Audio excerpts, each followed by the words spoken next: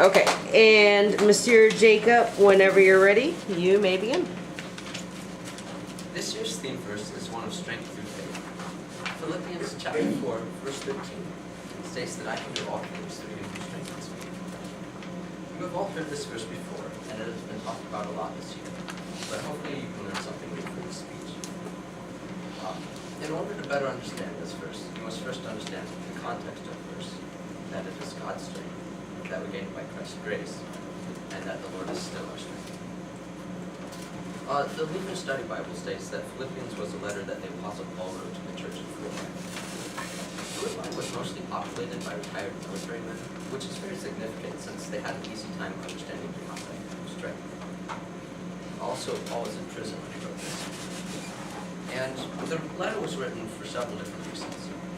It was written it thanked them for their work, the church for their work. It informed them of where he was and what was going on. It gave them guidelines of how to live Christian lives. And it warned them of wrongdoing. And finally, in chapter 4, it encouraged them. Verse 4:13 was written specifically to remind them that God would strengthen them and help them through their troubles. But there's a lot more to Philippians 4:13 and its background information. The strength that Paul speaks of in this letter comes from God. 1 Chronicles 16:11. Seek the Lord in his strength, and seek his presence continually. Take notice that it says his strength. Nowhere does it say that it's our strength. A good example of someone forgetting this is the story of Samson from Judges. Samson was a defender of God's people. God had gifted him with great physical strength, but Samson chose not to obey God. Instead of trusting in God, he trusted in his physical strength. Because of this, he gave up the secret of his strength, and it was used against him. He was captured and humiliated. It was then that he realized it was entirely God's strength, not his.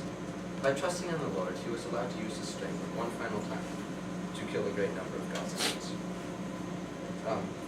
To believers, this shows that our strength comes from God and we need to trust in him. But even if we don't believe, you probably still have goals or other things that guide you and push you to carry on. And if you lose sight of these, you can lose your way. Another way to imagine this is to imagine God's strength as a phone case. Everybody puts a phone on, or a case on their phone to make it stronger. But it's not the phone making itself stronger, it's the case. And because of the strength of the case, your phone can survive. So this reinforces the idea from Philippians that it is God's strength, or God that strengthens us. Stating that it comes from God still does not explain why we were given it. We were given this strength because of grace. 2 Timothy 2 verse 1. You then, my child, be strengthened by the grace that is in Christ Jesus.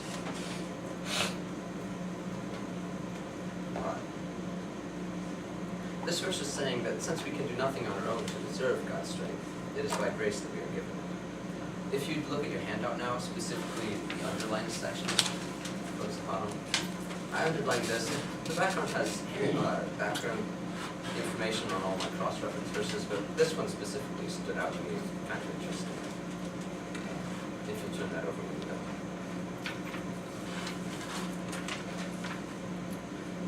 2 Timothy 2 verse 1 explained why we were given the strength that Paul speaks of. This verse still does not mean very much to us, though, unless we know when it applies.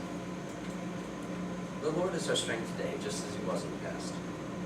Many people today fall into the mindset that God only operated in the past, which is understandable because we can't just go outside and see Jesus perform a miracle. Or it's been a very long time since like the Old Testament prophets. And as humans, we often fall into the idea that seeing is believing. So, because of our current difficulty in seeing God in today's world, we have to have faith that he's here. Though God might not seem as present, the Bible says differently. Exodus 15:2, the Lord is my strength and my song, and he has become my salvation. Specifically in this, I would like you to focus on the word is. The only reason that they would have put that in there is if it meant to be present. And it's not just meaning when the verse was written. There are many other instances in the Bible that state that God does not stop helping his people. God still strengthens us and supports us today. In relation to Philippians 4:13, this shows that it still applies to us today. Philippians 4:13 states that I can do all things through him who strengthens me. In order to better understand this verse, you must first understand the context of the verse. That is God's strength that came from Christ's grace, and that the Lord is still our strength. All of the points that were covered will help us understand Philippians 4:13, my confirmation verse. Thank you very much. It's been a round of applause. Thank you, Jacob. Thank you.